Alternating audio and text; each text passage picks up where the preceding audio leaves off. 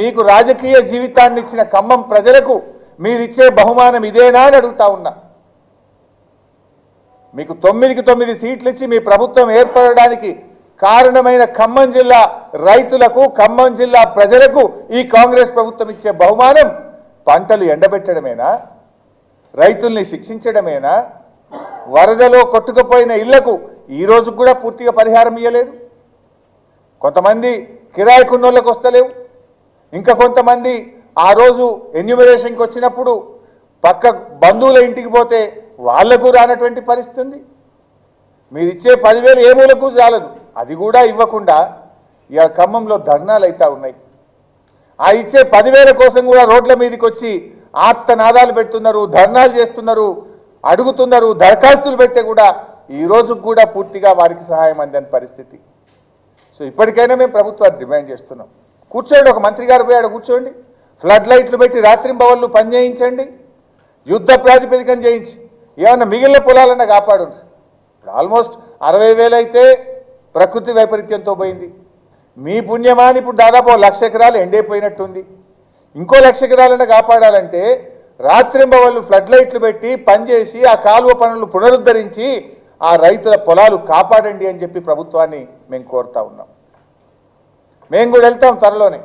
మళ్ళీ BRS party తరఫున ఒక బృందం వెళ్ళి ఆ రైతులకు ధైర్యం చెప్తాం, రైతులకు భరోసా ఇస్తాం, జరుగుతున్న పనులను పరిశీలిస్తాం, ప్రభుత్వం మీద ఒత్తిడి పెంచుతాం, ఖమ్మం రైతులకు బలాన్ని ఇచ్చే ప్రయత్నం చేస్తాం. ఎందుకంటే ఇది కేవలం ప్రభుత్వ నిర్లక్ష్యం. ప్రకృతి వైపరీత్యం నీ చేతిలో లేదు, కానీ ఒక కాలువ గండి బూడ్చడానికి 22 రోజులు పడుతుందా అని నేను అడుగుతా ఉన్నా. ఈ రకంగా ఇది చాలా చాలా బాధకరం. ఎంతో బాధతో మాట్లాడుతున్నాం మేము. ఎందుకంటే ఈసారి రాష్ట్రంలో మంచి వర్షాలు పడ్డాయి. రాష్ట్రం అంతా ఇవాళ పచ్చగున్నది, ఎటు చూసినా బ్రహ్మాండమైన పొలాలు ఉన్నాయి. కానీ ఖమ్మం జిల్లా రైతులు మాత్రం కన్నీళ్లు పెట్టుకుంటున్నారు.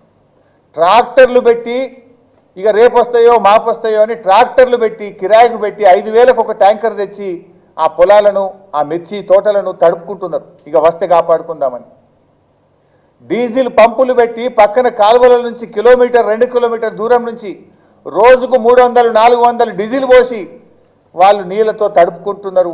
ఇక కాలువ వస్తుందేమో అని అనుకుంటున్నారు. అట్లా కొన్ని వేల రూపాయలు ఖర్చు పెడుతున్నారు. డీజిల్ మీద 10,000 రూపాయలు, ట్రాక్టర్ల కిరాయిల మీద ఒక్కొక్క రైతు 10,000 రూపాయలు, జనరేటర్ల మీద 10,000 రూపాయలు ఖర్చు పెడుతున్నారు. అంటే వాళ్ళ ఆశలు చూసి చూసి అడియాశలు అవుతున్నాయి. జనరల్గా ఏదైనా కాలువ గండి పడితే 3 రోజులు 4 రోజులు చేస్తాం, 22 రోజులా? పాపం ఇక వస్తాయి అని చెప్పి వీళ్ళ మాటలు నమ్మి జనరేటర్లు, డీజిల్ పంపులు, ట్యాంకర్లు పెట్టి పోసుకుంటే కూడా పాపం కాపాడుకోలేని పరిస్థితి వచ్చింది. ఆ రైతుల్ని ఆదుకోండి. కొంతమంది అయితే అది ఆ పొలాలు పనికిరావు, ఇప్పుడు రాదు, ఆ చేయి దాటింది. వాళ్ళకి ఎన్యూమరేషన్ వెంటనే ప్రారంభించాలని చెప్పి ప్రభుత్వాన్ని డిమాండ్ చేస్తున్నాం. Thank you.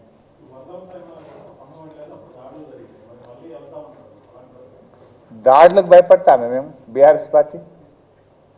మాది ఉద్యమ పార్టీ. కాంగ్రెస్ నీతి ఏందో ప్రజలు గమనిస్తలేరా? ఖమ్మంలో ఆ రోజు వరద బాధితులకు సాయం చేయడానికి మేము పోతే మా మీదనే దాడి చేసి మా మీదనే కేసు పెట్టింది. ఇప్పటి వరకు ఆ దాడి చేసిన మీద ఇంకా ఎఫ్ఐఆర్ కూడా కాలే. దాన్ని దాచిపెట్టి వేరే కేసులో మెర్జ్ చేసి చేతులు ఎత్తే ప్రయత్నం చేస్తున్నారు. But God